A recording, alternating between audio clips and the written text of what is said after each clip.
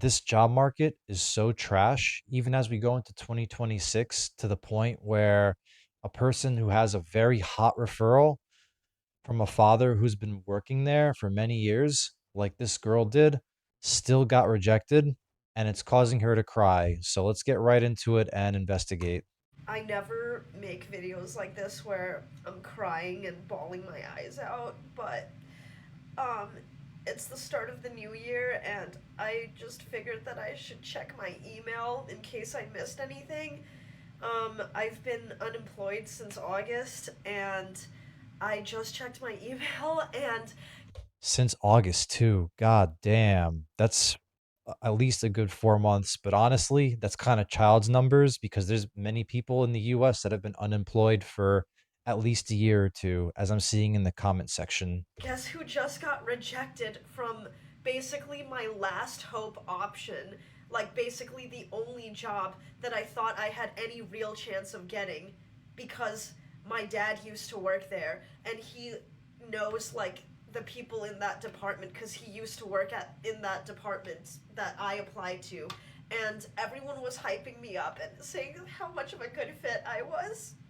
But I guess that's not enough in today's job economy because they want someone with whose skills or like background and experience more closely matches the job description, and I'm just fucking sick and tired and annoyed as fuck. Like, I'm educated. Where even nepotism fails you.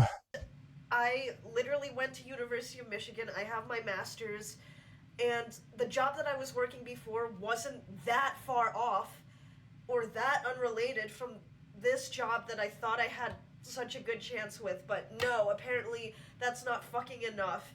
And I'm so sick of everything. Like, I'm just actually fucking crashing out. I'm really sick of everything right now. Um, and not only that, but the restaurant that I've been working at also just told me that because it's dry season in January that I'm gonna Mm, be working one shift less, and I already wasn't working that many shifts there to begin with, so I'm gonna be making a lot less money, and I have zero job prospects, and we're back to zero, and there's snot all over my face right now, and I'm yep. just like, but I'm really fucking crashing out because, like, if this is the fucking outcome that I have from having a warm invitation, like, or a warm application, whatever, what warm introduction Warm, I would say hot. to a job that, like, this is like people that my dad used to work with and people who already, like, it would be in their best interest to advocate for me, and they liked me, and I have, like, I had a good GPA in college, I had good extracurricular experience, like, I had good experience from my previous job, and all that and a warm intro still wasn't enough to get me this job. Like, So this is a prime example of doing all the right things and still getting screwed in the end. So it's another reason why you shouldn't bank everything on the fact that you're a good student, because you could very well end up in a similar situation like she is. It's There's more than just school. School is like the tutorial for life, okay? Even if you pass it with flying colors, you're a valedictorian or whatever, that doesn't guarantee that you're going to have a solid job. I mean, even with her credentials and the fact that her father worked there, she still didn't get a job. So just think about that. So even if you're a 4.0 GPA student, don't let that get to your head because you could very well end up in that situation. And then for myself personally, I'm the opposite of this. I was the kid that fucked around in school. I slept in my classes. I got put on academic suspension in college. I graduated with like a 2.5 GPA out of a liberal arts school with a bullshit communications degree. And I still figured it out for myself, right? Like my main job, I'm a independent freight agent, and my book of business is powerful enough where I'm making a solid six figures. I'm not just talking about 100K. I'm talking about like I'm on pace to do close to 200. in 2026. And that's just like the conservative estimate because I developed soft skills that you don't necessarily get in college, such as, for example, being able to speak to people and being able to sell. You don't learn that in college. You don't learn how to become a salesperson in college to not only just acquire business, but to even just get your first couple of jobs where you don't have that much experience.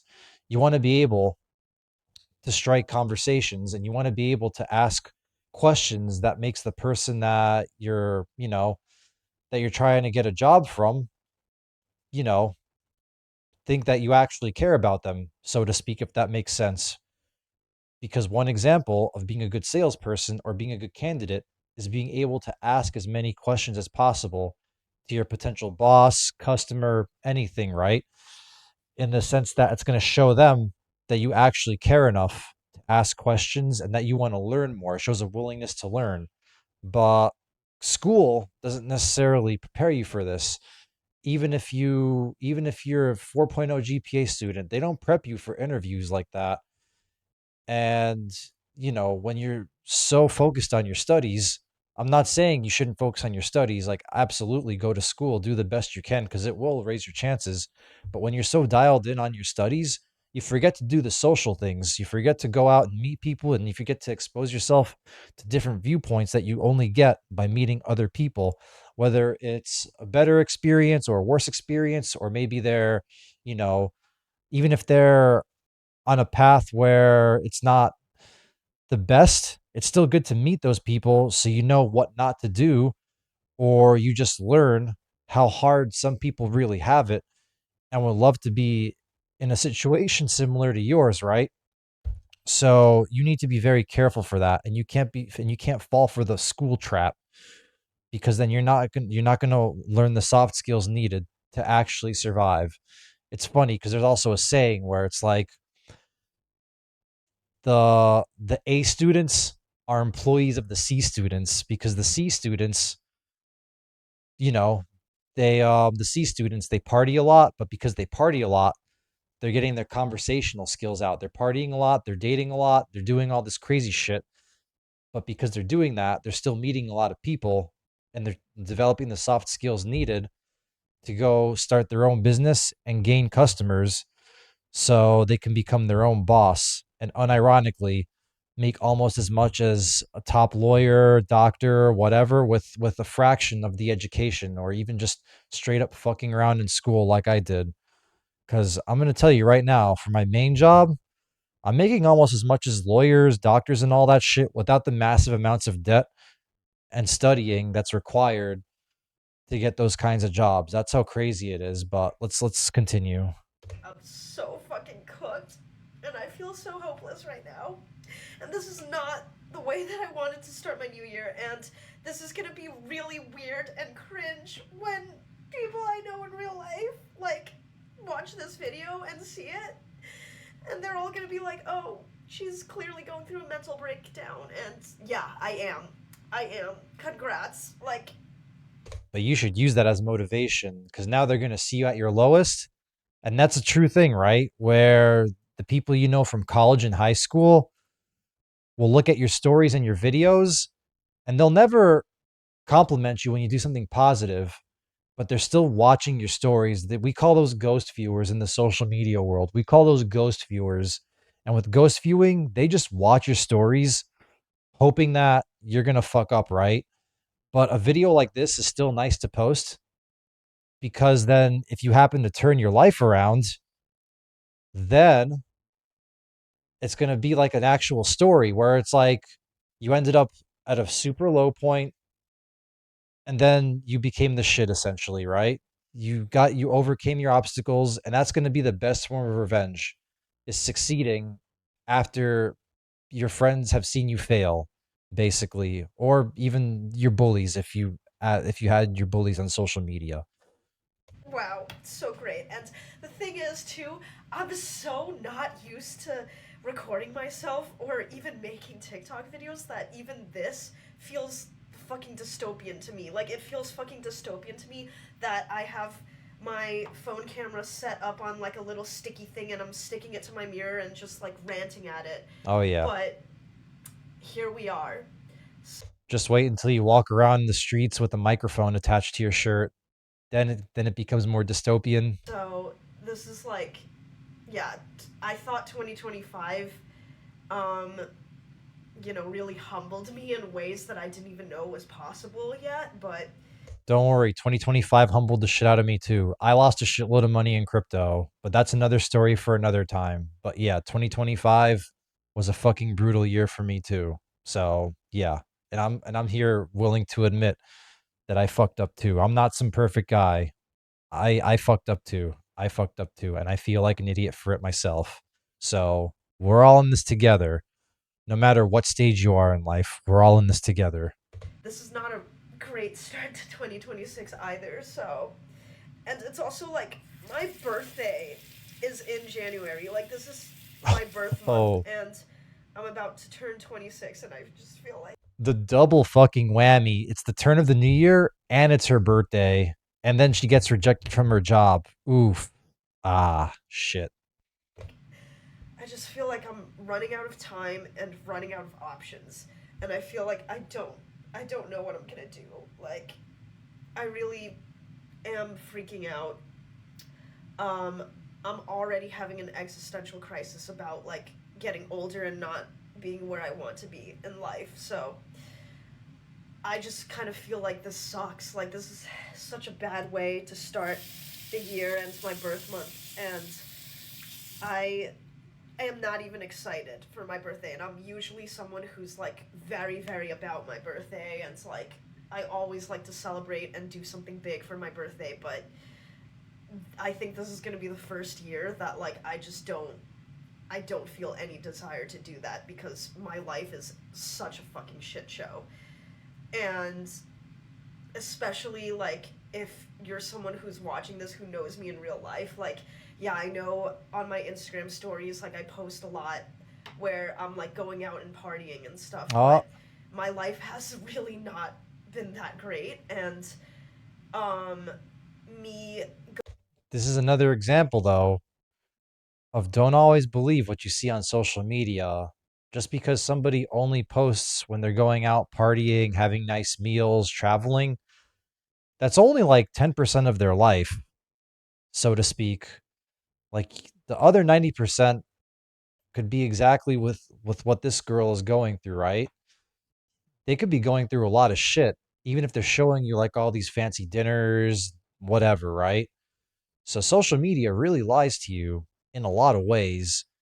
And in a way, she's revealing all the dark sides of social media and all the fakeness that surrounds it when you post like those party videos and all that shit because it's a very real thing. going out and like partying and drinking my feelings away is kind of a distraction from what's been really going on. And the thing that sucks the most was I was so fucking hopeful. I was so hopeful about this job. I was like, please, gods, like, let this be my one opportunity. This is like the only shot that I have right now. And Actually, I think you have more shots and you don't even realize it. So, just based off of, the few minutes that I've seen of her speak so far, she talks about how she's not used to talking in front of a camera, but considering that, she's doing pretty well for talking to a camera. So, I'll give her props for that. And she's, kind of multitasking as she's making this video. She's like washing her hands, turning the faucet on and off and whatever. So she's like kind of multitasking while speaking into the camera and it feels natural in a way. I really think that this lady should consider some sort of sales. Just give it a shot. I feel like just with the way she's talking, I think she'd have what it takes to be able to sell and kind of get herself out of the hole she's in through just taking a sales job. Now, I know sales isn't the sexiest, and I know that, the fail rate is very high, but the barrier to entry is so low that if you're struggling to find a job that you studied for, you might as well just give it a shot because, worst case scenario, they let you go after a couple of months, but at least you're still getting paid for those couple of months in most cases. because they're still going to give you some sort of base, right? But yeah, I really think that just based off of the way she's talking right now, she should really get into sales and she should probably post more videos because it's feeling natural so far. And I think that when you learn how to talk to a camera, that becomes a powerful skill in of its own because then you're able to make decent videos. And when you make decent videos, you're obviously going to get followers as a result, right? Duh, obviously 2 + 2 = 4 type shit. But like, you know, you make enough good videos, you can even get somewhere with social media. Like maybe not necessarily become an influencer, but you can get careers through being good at social media, or you can just open yourself up to more opportunities in general. And there's always a chance that you become some sort of influencer, or maybe at the very least, you can make a couple an extra $2,000 to $3,000 a month for just posting. That's it. For just posting your thoughts that you probably would have posted anyways for free. It's your rent money covered just to talk to a microphone or, to a camera. It's just completely gone, ripped away from me. And it just sucks. It sucks because I know that there are people who are probably preying on my downfall right now, and like they're winning because I'm losing, and that fucking sucks. So, I don't know if anyone else is feeling a similar way. Just know you're not alone. And I think by me saying that, I'm actually saying that to myself more than to the general public out there. But yeah, it just sucks when you've been trying for months and months and months on end, and all your applications feel like they're going into a fucking black hole. And it's like, yeah, I do. At least I do have another interview lined up.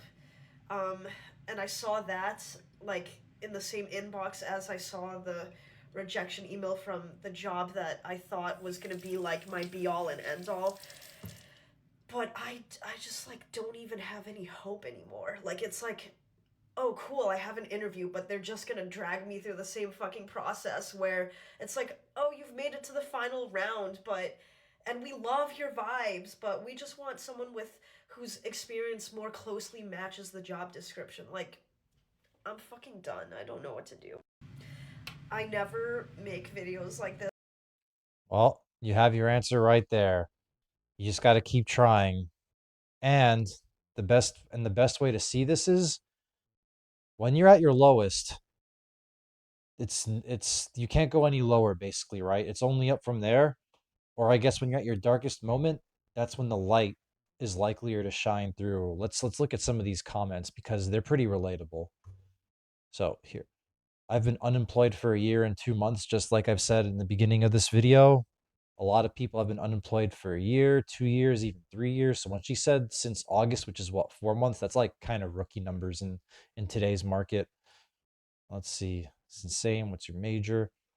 Unemployed for 2 years. See, we got a 2 years after 13 years straight as working a professional software engineer. Well, the software engineer thing is kind of no surprise because AI is taking a lot of those software engineer jobs. I think you're gonna have to upgrade from software engineer to some sort of AI type shit out, my friend Alex. Trump's job market. Now we're getting political, but yeah, government contracting, and he was aggressively cutting out federal employees, so that makes a lot of sense, which is brutal. No one is taking chances in this economy. Training is seen as a waste of time. Labor is a company's biggest expense, so they will do anything to cut back on it. Um, as someone that's been an employer and that's hired people, this person's actually pretty spot on because training is a huge time sink and it's not guaranteed that the person's going to be good, right? To properly train and onboard someone takes at least 3 to 6 months, even if it's for a customer service role, whatever, right? It takes at least a good 3 to 6 months.